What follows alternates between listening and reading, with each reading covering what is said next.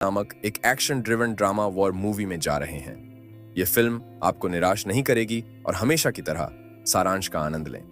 Film की शुरुआत 1990 में सियरा लियोन, पश्चिम अफ्रीका में हुई थी। सोलोमन नाम का एक मछुआरा अपने बच्चे, जिसे दिया कहा जाता है, को स्कूल ले जाने के लिए जगाता है। दिया एक दिन डॉक्टर बनना चाहती है और सोलोमन जीने के लिए आवश्यक भोजन प्राप्त करने के लिए मछली पकड़ने जाता है। और एक बार जब वह काम पूरा कर लेता है तो वह अपने बच्चे को घर ले जाने के लिए पैदल चलना शुरू कर देता है। हालांकि स्कूल के बाद वह रिवॉल्यूशनरी यूनाइटेड फ्रंट नामक भाड़े के सैनिकों के एक दस्ते को देखता है, जो हत्या के इरादे से विद्रोहियों का एक समूह है, जिससे दोनों अपनी जान बचाने के लिए भाग जाते हैं। सुलेमान अपने बच्चे को एक नाव के पीछे छिपाता है और अपने घर भाग जाता है। विद्रोहियों ने बिना किसी दया या अपवाद के अपनी नजर में किसी को भी मारना शुरू कर दिया। शरीर गिर जाते हैं, लेकिन सोलोमन अपने अवरोधक को तोड़ने में कामयाब हो जाता है और अपने परिवार को भागने में सक्षम बनाता है। हालांकि वह कैद है और वह अपने परिवार को सुरक्षित स्थान पर छोड़ने के लिए रोता है, जो वे करते हैं। वह और जीवित ग्रामीण दोनों कैप्टन जहर के सामने खड़े होने के लिए मजबूर हैं। वह अपने सैनिकों से पुरुषों के हाथ काटने के लिए कहता है, क्योंकि उनकी सरकार लोगों के सामने घोषणा कर रही है कि भविष्य उनके हाथों में है, और इस प्रकार उन्हें चुनाव में अपनी आवाज देने से रोकने के लिए वह उन्हें काट देता है। जब सुलेमान का समय आता है तो वे उससे पूछते हैं कि वह लंबी बाजू चाहता है या छोटी, और हर कोई हंसता है। जैसे ही वह आदमी कुल्हाड़ी उठाता है, उसे रोक दिया जाता है। कैप्टन पॉइजन का कहना है कि सोलोमन एक कामकाजी व्यक्ति है और उसे खदानों में ले जाने का आदेश देता है। संयुक्त राष्ट्र में सियरा लियोन में नागरिक संघर्ष पर चर्चा करने के लिए एक महत्वपूर्ण चर्चा चल रही है। गिरोह को पता चलता है कि क्रांतिकारी संयुक्त मोर्चा या आरयूएफ हिंसा का प्रमुख आरंभ करता था। राज्य के साथ उनके विश्वासघात की एक नापाक प्रेरणा थी हीरे की खानों पर नियंत्रण हासिल करना। उनके द्वारा खनन किए गए हीरे गहने के लिए नहीं थे, उन्होंने अवैध आग्नेयास्त्र प्राप्त करने के लिए उन्हें बेच दिया। हालांकि कई सरकारों ने संघर्ष से तबाह हुए क्षेत्रों से हीरे प्राप्त नहीं करने की कसम खाई थी, लेकिन भूमिगत बाजार ने इन सीमाओं को पार करने के तरीके खोजे। इन युद्ध क्षेत्रों के हीरे अभी भी खरीदारों के हाथों में अपना रास्ता खोज रहे थे, जिससे आगे नरसंहार बढ़ रहा था। सम्मेलन में भाग लेने वालों में सिमंस और वैन डी कोप थे, जो हीरा क्षेत्र के महत्वपूर्ण खिलाड़ी थे। वे केवल एक दर्शक के रूप में नहीं हैं। इनका उद्देश्य सियरा लियोन की स्थिति को हल करने में एक भूमिका निभाना है। वापस खदान में कैप्टन पॉइजन कैदियों के बीच जाता है और उन्हें सूचित करता है कि आरयूएफ ने उन्हें लालची सरकार से मुक्त कर दिया है। एक खनिक को एक छोटा सा हीरा मिलता है और वह उसे अपने दांतों में छिपा लेता है, लेकिन उसका पता चल जाता है। कैप्टन पॉइजन सभी को काम करने से रोकता है और जब उसे हीरा वापस दिया जाता है तो वह कैदी की हत्या कर देता है, जिससे अन्य खनिकों के लिए एक उदाहरण स्थापित होता है। कहीं और एक विमान 2 लोगों के साथ जमीन पर उतरता है। डैनी नामक एक व्यक्ति पायलट को वापस लूप करने का निर्देश देता है। जब उसका काम पूरा हो जाता है तो डैनी का कुछ लोगों द्वारा स्वागत किया जाता है और उनसे पूछा जाता है, कमांडर जीरो कहाँ है? कैप्टन रंबल का दावा है कि वह आज आग्नेयास्त्रों के लिए हीरे का व्यापार करने के लिए व्यवसाय संभालेगा, लेकिन डैनी सहमत नहीं होता है और अपनी पिस्तौल देता है और अंदर जाता है, जहां वह कमांडर जीरो से मिलता है। वह उसे सूचित करता है कि क्या वह बंदूकें लाया है और डैनी जवाब देता है कि वह पहले पैसे चाहता है। कमांडर जीरो उसका सामना करता है और डैनी धमकी देता है कि अगर वह कीमत तय नहीं करता है तो वह आग्नेयास्त्रों को अधिकारियों को भेज देगा।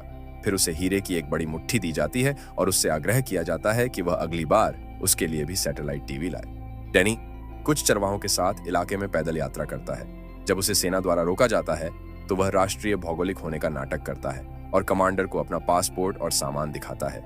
कमांडर तब भेड़ों की जांच शुरू करता है और उनमें से एक पर एक कट देखता है। वह अंदर छिपे हुए गहनों को खोजने के लिए इसे खोलता है और वह तुरंत अपने आदमियों को डैनी को गिरफ्तार करने का आदेश देता है। इस बीच सोलोमन हीरे की खदान में लगातार काम करता है। संयोग से वह एक बड़ा गुलाबी हीरा खींचता है, लेकिन चुप रहता है। दूसरा एक मोड़ है, वह अपने पैर की उंगलियों के बीच में हीरा डालता है और एक सैनिक से बाथरूम का उपयोग करने की अनुमति मांगता है।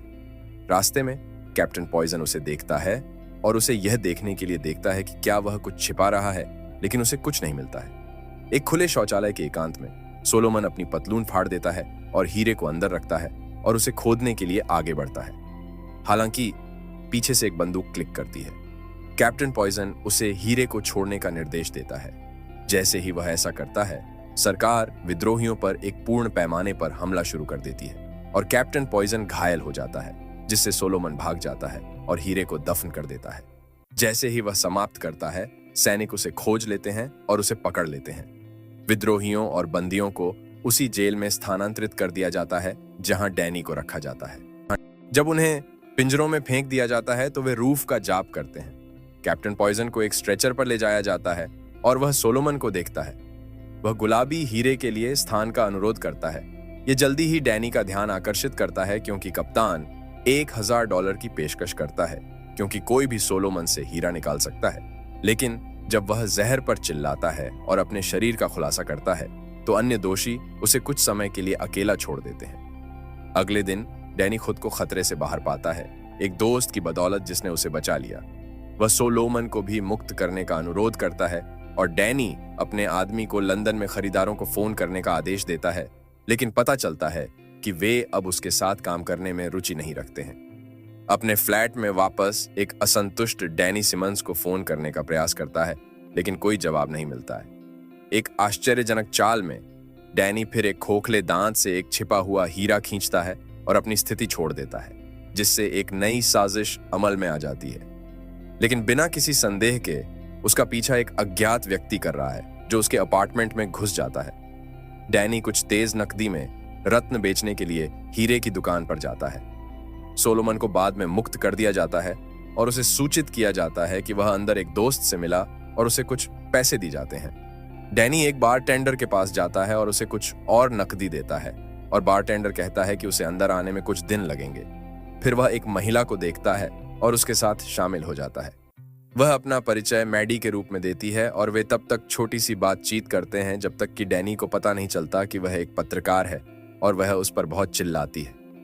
वह उसका पीछा करती है और उसे बताती है कि 5 वर्षों से इस देश का कोई हीरे का निर्यात नहीं हुआ है और वह यह दिखाना चाहती है कि वैंडी कॉप ने सियरा लियोन से हीरे हासिल किए हैं और वह कुटिल है। लेकिन वह उसे छोड़ देता है और फ्लैट में वापस जाता है, लेकिन उसे पूरी तरह से गड़बड़ पाया जाता है। वह बाहर निकलता है और उसे कॉर्डेल नाम का एक परिचित मिलता है। लड़का कहता है कि कर्नल खुश नहीं है कि डैनी ने रत्न खो दिए। कहीं से भी डैनी कॉर्डेल के पेट में मारता है और उसे सूचित करता है कि कर्नल कुर्जी को जल्द ही उसके पैसे मिल जाएंगे। कहीं और सोलोमन का परिवार इलाके में भटकता है। संयोग से RUF दौड़ता हुआ आता है और दिया के साथ साथ कई युवाओं को पकड़ने का फैसला करता है। अगले दिन डैनी कर्नल कूटसी से मिलने के लिए यात्रा करता है। पता चलता है कि सरकार चाहती है कि कर्नल विद्रोहियों की हत्या करे और हीरे की खदान पर कब्जा कर ले। मजेदार बात यह है कि कर्नल RUF को बंदूकें भी पहुंचा रहा है और दोनों तरफ से पैसा कमा रहा है। लेकिन रत्नों के नुकसान के लिए नाराज डैनी एक उपाय प्रदान करता है। उसे वह गुलाबी हीरा देता है जिसके बारे में उसने अपनी विफलता के मुआवजे के रूप में बात की थी। बाद में डैनी सोलोमन को देखता है जो उससे पूछता है कि हीरा कहाँ है, लेकिन वह दावा करता है कि उसे काम पर जाने में देर हो गई है और निश्चित रूप से ऐसा ही है क्योंकि हम उसे बेलहॉप के रूप में काम करते हुए देखते हैं। इस बीच RUF उन बच्चों का ब्रेन वॉश करना जारी रखता है जिन्हें उन्होंने पकड़ लिया है, उन्हें बताते हुए कि वे ऐसे नायक होंगे जिनकी राष्ट्र को आवश्यकता है कि सम्मान प्राप्त करने का एकमात्र तरीका हिंसा से है। कैप्टन पॉइजन, जो अभी भी जीवित और स्वस्थ है, दिया के पास जाता है और उसे बताता है कि वह जो कुछ भी चाहता है वह उसका है।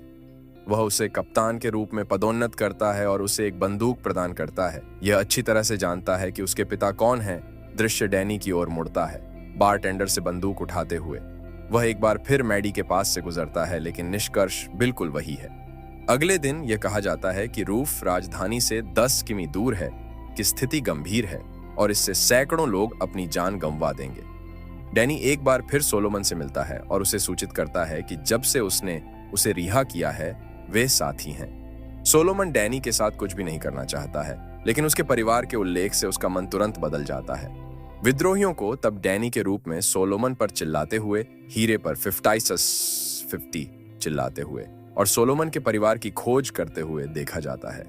वह स्वीकार करता है और दंपति गोलीबारी से भाग जाते हैं। सड़कों पर सैकड़ों पीड़ितों को फेंक दिया जाता है क्योंकि दोनों गोलीबारी के आसपास अपना रास्ता बनाते हैं। डैनी के साथ एक मार्गदर्शक और आंशिक रूप से अभिभावक के रूप में वे पूरी गति से दौड़ते हैं और सैनिकों और विद्रोहियों की गोलीबारी में अपना रास्ता बनाते हैं। गोलियां और आरपीजी दागे जाते हैं और स्थिति एक वास्तविक दुस्वप्न है। RPG के जोरदार दोहराए जाने वाले विस्फोटों की आवाज आती है और विद्रोहियों ने अंत में संघर्ष में सेना को हरा दिया।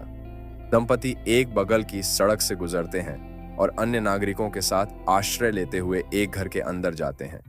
बंदियों को बाद में मार दिया जाता है और विद्रोही बारटेंडर सहित किसी को भी देखते ही मार देते हैं। डैनी और सोलोमन इमारत के बाहर जाते हैं और विद्रोहियों को एक तरह से जश्न मनाते हुए पाते हैं, लेकिन इस अवसर को हथिया लेते हुए वे स्थिति से हटने में कामयाब हो जाते हैं। शहर से बाहर निकलने के लिए उन्हें ऐसा करने के लिए एक पुल पार करना पड़ता है। डैनी एक अपराधी की भूमिका निभाता है और इसका उपयोग 2 लोगों की हत्या करने के लिए करता है। वह जमीन से एक के लेता है और तीसरे हमलावर को मार गिराता है। वे पुल के विपरीत दिशा में चलते हैं, जहां उन्हें सरकार की देखरेख में एक शरणार्थी शिविर मिलता है। शिविर के अंदर डैनी मैडी के साथ फिर से जुड़ जाता है और कुछ आंतरिक ज्ञान प्रदान करता है। सिएरा लियोन से जिन हीरे की तस्करी वह करता है, उन्हें टिएरा हीरे के माध्यम से लाइबेरिया में स्थानांतरित किया जाता है। दिलचस्प बात यह है कि हालांकि वैन डी कॉप खुले तौर पर टिएरा हीरे के स्वामित्व का दावा नहीं करता है, ये क्रॉस होल्डिंग और अज्ञात अपतटीय खातों के जटिल वित्तीय जाल के माध्यम से है कि वे वास्तव में इसे नियंत्रित करते हैं। सबूत के बदले में डैनी मैडी को सूचित करता है कि उसे सोलोमन को उसके परिवार को खोजने में मदद करनी चाहिए। वह स्वीकार करती है और वे सोलोमन को उसके परिवार के पास ले जाने के लिए जल्दी से एक हेलीकॉप्टर में सवार हो जाते हैं। मैनिफेस्ट में उनके सटीक स्थान शामिल है और वे अपने हेलीकॉप्टर को उतारते हैं। ऐसा प्रतीत होता है कि वे एक बड़े शरणार्थी शिविर के भीतर तैनात हैं। मैडी के संबंध एक बार और आते हैं और सोलोमन अपनी पत्नी और बेटी के साथ फिर से मिल जाता है। हालांकि उसे तुरंत सच्चाई का पता चलता है कि उसके बेटे को ले जाया गया था और वह अपने परिवार को जाने के लिए गार्डों पर चिल्लाना शुरू कर देता है। वे उस पर अपने हथियार ताकते हैं और डैनी उसे वापस खींच लेता है क्योंकि उसके परिवार को वापस शिविर में ले जाया जाता है। कुछ समय बीत जाता है और वे तीनों इस डर से हेलीकॉप्टर में वापस आ जाते हैं कि कुछ शरणार्थी विद्रोही हो सकते हैं। मैडी सोलोमन को आश्वासन देता है कि संघर्ष समाप्त होने के बाद वे सुलह कर सकते हैं। अब सोलोमन के लिए अपने आधे समझौते को पूरा करने का समय आ गया है, हालांकि वह स्पष्ट रूप से अपने बेटे के अपहरण से नाखुश है। डैनी तब मैडी से बात करता है और उसे हीरे तक ले जाने के लिए उसकी सहायता का अनुरोध करता है। उसके पास यह नहीं है और इसीलिए वह उसे हीरे के उद्यम के तंत्र के बारे में बताता है कि जब वह सीमा पार हीरे की तस्करी करता है तो स्थानीय खरीदार उन्हें मोनरोविया में एक बिचौलिए के पास ले जाते हैं। वह सीमा शुल्क का भुगतान करता है और कसम खाता है कि हीरे लाइबेरिया में खनन किए गए थे। एक बार जब वे एंटवर्प में खरीदारों के पास पहुंचते हैं तो हीरे को छंटाई की मेज पर ले जाया जाता है और जब तक वे भारत पहुंचते हैं तब तक साफ और गंदे हीरे एक साथ मिल जाते हैं और साफ हो जाते हैं। उसके बाद डैनी आपूर्ति का प्रबंधन करने और मांग को उच्च रखने के लिए लंदन में सिमंस से मिलता है। वे हीरे को बाजार के संचलन से दूर रखने और अत्यधिक उच्च कीमत को बनाए रखने के लिए एक तहखाने में रखकर ऐसा करते हैं। वह उसके नामों और खातों का सत्यापन प्रदान करता है जो उसकी पुस्तक में उल्लिखित है। उसकी एकमात्र आशा है कि वह तब तक प्रतीक्षा करे जब तक कि वह अपना रत्न ठीक नहीं कर लेता। इसके साथ जोड़ी की शुरुआत होती है जिसमें सोलोमन ने एक पत्रकारदानी में एक कैमरामैन की भूमिका निभाई है। यात्रा में कुछ ही समय बाद वे कुछ तस्वीरों के लिए रुकते हैं, लेकिन उन पर घात लगाकर हमला किया जाता है। वे बस में वापस आ जाते हैं और सोलोमन एक बच्चे की जान बचाता है। वे अपनी यात्रा फिर से शुरू करते हैं, लेकिन तुरंत उन पर फिर से हमला किया जाता है। ड्राइवर के साथ साथ अन्य पत्रकारों की भी हत्या कर दी जाती है। डैनी गाड़ी चलाता है और भागने में कामयाब हो जाता है, लेकिन एक वाहन उनका पीछा करने लगता है। वह शाब्दिक रूप से एक युद्ध के मैदान के माध्यम से अपने वाहन को फर्श पर उतारता है और वाहन के ढहने तक जंगल में जितना दूर जा सकता है यात्रा करता है। वे तब तक भटकते रहते हैं जब तक कि सुबह की रोशनी कहीं से नहीं निकलती। कुछ स्थानीय लोग फूट पड़े और लगभग उन पर हमला कर दिया, लेकिन मैडी उनसे बात करने के बजाय तस्वीरें लेने में कामयाब हो गया। जनजातीय प्रमुख पर्यटकों को उनके घर तक ले जाते हैं। पता चलता है कि उनके कमांडर बेंजामिन ने RUF से कुछ अपहृत बच्चों को फिर से हासिल कर लिया है और उन्हें एक बार फिर बच्चे बनने में मदद करने का प्रयास कर रहा है। अगले दिन बेंजामिन समूह को कर्नल के अड्डे की ओर ले जाता है। रास्ते में उसे कई किशोर सैनिकों द्वारा गोली मार दी जाती है, लेकिन डैनी आगे बढ़ता रहता है और बेस तक पहुंच जाता है। वह बेंजामिन को चिकित्सा कर्मियों के पास ले जाता है और कर्नल को देखने के लिए लाया जाता है। कर्नल डैनी को सूचित करता है कि उसकी सेना विद्रोही शिविर के अंदर मार्च करने जा रही है और उनमें से बहुतों की हत्या करने जा रही है, जिससे डैनी को हीरे की खोज करने के लिए पर्याप्त समय मिलेगा। वह मैडी को सूचित करता है कि उसका विमान कुछ ही मिनटों में रवाना हो जाता है और वह लड़ाई की ओर बढ़ रहा है। वह यह सुनकर बहुत दुखी होती है क्योंकि वह उसे पसंद करने लगी थी, लेकिन परवाह किए बिना वह सोलोमन और फिर डैनी को अलविदा कहती है। जब वह रवाना होती है तो वह उसे अपना नंबर देती है और उसे लंदन में होने पर उससे संपर्क करने के लिए कहती है। इसके बाद दंपति रात के अंधेरे तक छिपे हीरे की ओर जाते हैं। 2 कारें उनके पास आती हैं और दोनों पेड़ के नीचे छिप जाते हैं। जैसे ही एक गाड़ी गुजरती है, सोलोमन को लगता है कि वह दिया को देखता है और उसका नाम चिल्लाता है। वाहन रुक जाता है और यह डैनी को सोलोमन को पकड़ने और उसके लिए एक टक्कर बनाने में सक्षम बनाता है। जंगल में आगे बढ़ते हुए विद्रोही दोनों पर गोलियां चलाते हैं। वे विशाल पत्तियों के नीचे छिप जाते हैं और विद्रोहियों को अंधेरे में उनका पता नहीं चलता है। अगले दिन डैनी सोलोमन को उसकी मूर्खता पर व्याख्यान देता है और धमकी देता है कि अगर वह फिर से ऐसा करता है तो वह उसे मार देगा। वे तब तक चलते रहते हैं जब तक कि वे एक छोटे से शहर में नहीं पहुंच जाते। वह रूफ शिविरों को देखता है और जाकर यह देखना चाहता है कि उसका बच्चा वहां है या नहीं, लेकिन डैनी उसके रास्ते में आ जाता है और दोनों एक दूसरे पर कुछ वार करते हैं जब तक डैनी सोलोमन को बंदूक की नोक पर नहीं पकड़ लेता। लेकिन सोलोमन का तर्क है कि उसने अपने बच्चे की रक्षा नहीं की और वह अब एक मृत व्यक्ति है। डैनी लड़के के लिए भयानक महसूस करते हुए रात होने तक इंतजार करने का सुझाव देता है।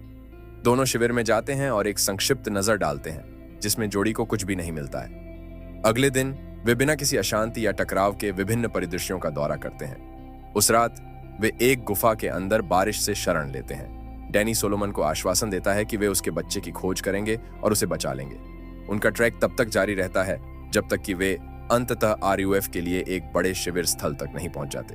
डैनी कहता है कि वह एक असॉल्ट हेलीकॉप्टर भेजने के लिए कर्नल को बुलाने जा रहा है और सोलोमन कहता है कि उसका बच्चा वहां नीचे हो सकता है। डैनी नहीं सुनता है और घुड़सवार सेना को बुलाता है जो उसे सूचित करते हैं कि वे सुबह हमला करेंगे। जैसे ही अंधेरा क्षेत्र को घेरता है, डैनी बारिश से जाग जाता है और सोलोमन को गायब पाता है। पता चलता है कि वह एक विद्रोही की भूमिका निभा रहा है और इसलिए डैनी अपने आदमी का पता लगाने के लिए शिविर में प्रवेश करता है। लेकिन सोलोमन बिना रुके वहां जाता है जहां युवक हैं और उसे पता चलता है कि उसका बेटा दिया कुछ ताश खेल रहा है।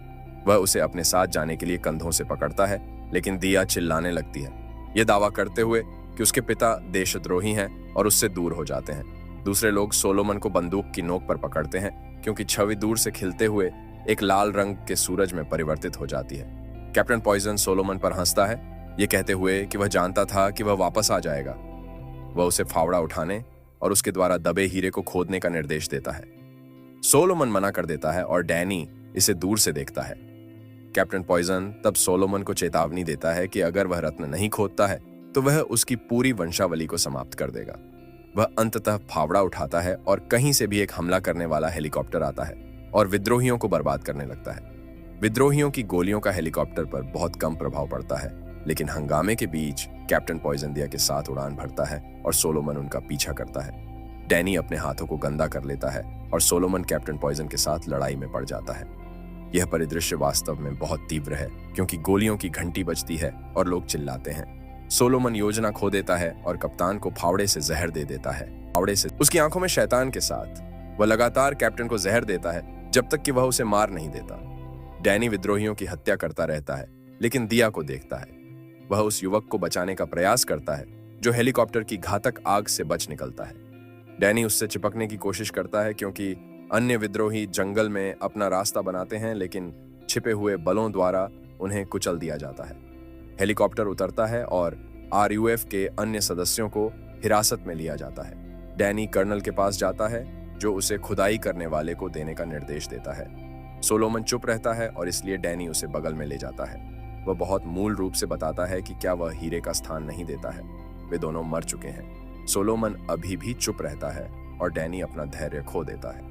वह ना में जवाब देना जारी रखता है और कर्नल डैनी को सूचित करता है कि स्थान प्राप्त करने के लिए अन्य तकनीकें हैं। कर्नल डैनी को हीरे पर 60-140 TH विभाजन बताता है जब वह उसके स्थान को उजागर करता है। दिया को तब कर्नल के सामने ले जाया जाता है और यह सोलोमन को दफनाने के स्थान पर आगे बढ़ने के लिए मनाने के लिए पर्याप्त दबाव है। सोलोमन खुदाई शुरू करता है और डैनी देखता है कि लड़के मजाकिया व्यवहार कर रहे हैं। ये जानते हुए कि कर्नल उसे धोखा देगा, वह सुलेमान को एक नजर देता है और उसे संदेश मिल जाता है। सोलोमन का दावा है कि उसने रत्न की खोज की और सभी के काफी विचलित होने के बाद डैनी एक आदमी को मारता है और पहले को ढाल के रूप में उपयोग करते हुए अन्य 2 को गोली मार देता है। वह एक तरफ छलांग लगाता है और कर्नल में 2 गोलियां डाल देता है। जैसे ही वह शूट करना शुरू करता है, डैनी उसे खत्म कर देता है। वह सोलोमन को खुदाई जारी रखने का आदेश देता है और उसे पता चलता है कि उसे गोली मार दी गई है। इसलिए सोलोमन को अंततः गहना मिल जाता है, लेकिन वह रुक जाता है जब उसे पता चलता है कि दिया बंदूक की नोक पर डैनी को पकड़े हुए है। फिर वह इसके बजाय सुलेमान की ओर इशारा करता है। सोलोमन अपने दिल की गहराई से बात करता है, दिया को आश्वासन देता है कि वह उससे प्यार करता है, चाहे उसने कुछ भी किया हो, कि वह उसे हमेशा प्यार करेगा। और युवक हथियार को नीचे कर देता है और अपने पिता को गले लगा लेता है। फिर उन्हें पीछे से गोली मार दी जाती है और जितनी जल्दी हो सके वे भाग जाते हैं। डैनी हीरे को पकड़ता है और अपने पायलट को फोन करता है, जो सोलोमन और उसके बच्चे को खोने का आदेश देता है। वे एक पहाड़ पर चढ़ते हैं और डैनी गंभीर रूप से घायल हो जाता है और आगे नहीं बढ़ सकता। सोलोमन, उसका दिल, वास्तविक सोने का रंग, डैनी को ऊपर उठा देता है और उसे अपने कंधों पर रख देता है। वह उसे पहाड़ पर खींच लेता है जब तक कि डैनी उसे रुकने का आदेश नहीं देता। सोलोमन उसकी सहायता करने का प्रयास करता है, लेकिन डैनी का दावा है कि वह आगे नहीं बढ़ सकता। बमुश्किल हाँफते हुए वह हीरे को निकालता है और उसकी चमक को देखता है। फिर वह उसे सुलेमान को सौंप देता है। उसे जानने का समय निकट है। वह अपने दोस्त को सूचित करता है कि यह उसके लिए है। वह उसे मैडी के कार्ड के साथ साथ अपने हथियार की पेशकश करता है यदि पायलट एक भावनात्मक रोलर कोस्टर में घूमता है। वह सुलेमान से अपने बेटे को घर ले जाने का आग्रह करता है। फिर उन्हें सोलोमन और उसके बच्चे डैनी की रक्षा के लिए अंतिम स्टैंड के रूप में एक बार फिर से गोली मार दी जाती है, जो आने वाली सेना पर गोली चलाता है। वह एक चट्टान पर अपना सिर रखता है और कुछ मिनट शेष रहते वह सैटेलाइट फोन उठाता है और मैडी से संपर्क करता है। वह उसकी आवाज सुनकर बहुत खुश होती है, लेकिन वह उसे बताता है कि उसे सोलोमन और उसके बच्चे की देखभाल करने की जरूरत है। वह जानती है कि डैनी घायल है और उसे अपने ठिकाने के बारे में बताने के लिए कहती है, लेकिन जैसे ही जेट सुरक्षा के लिए उड़ान भरता है, डैनी मैडी से कहता है कि वह चाहता है कि वह अभी उसके साथ हो। वह कहता है कि वह उससे मिलकर बहुत खुश है। यह उसे रोने के लिए खींचता है और वह अलविदा कहता है और फोन बंद कर देता है। इसके साथ उसका शरीर मृत हो जाता है क्योंकि विमान सूर्यास्त में उड़ता है। हफ्तों बाद हम सोलोमन को लंदन में मैडी के साथ देखते हैं। वह उसके साथ तब तक चलती है जब तक कि वह चला नहीं जाता और एक वाहन उसके बगल में रुक जाता है। सिमंस उसे अंदर जाने देने के लिए भाग जाता है और मैडी आदान प्रदान की तस्वीरें ले रहा है। वाहन के अंदर सोलोमन को 20 लाख पाउंड दिए जाते हैं, लेकिन वह पैसे देने से इनकार कर देता है और कहता है कि वह चाहता है कि उसके परिवार को लंदन ले जाया जाए। वह मैडी के साथ कार छोड़ देता है, जो उसके द्वारा ली गई फिल्म से बहुत खुश है। कुछ दिनों बाद उसे हवाई क्षेत्र में आने के लिए फोन आता है। वहां वह सूटकेस और अपने परिवार की सुरक्षा के लिए हीरा लाता है। मैडी विनिमय की और भी बेहतर छवियां बनाता है और गुलाबी हीरे को जल्दी से एक तहखाने में स्थानांतरित कर दिया जाता है।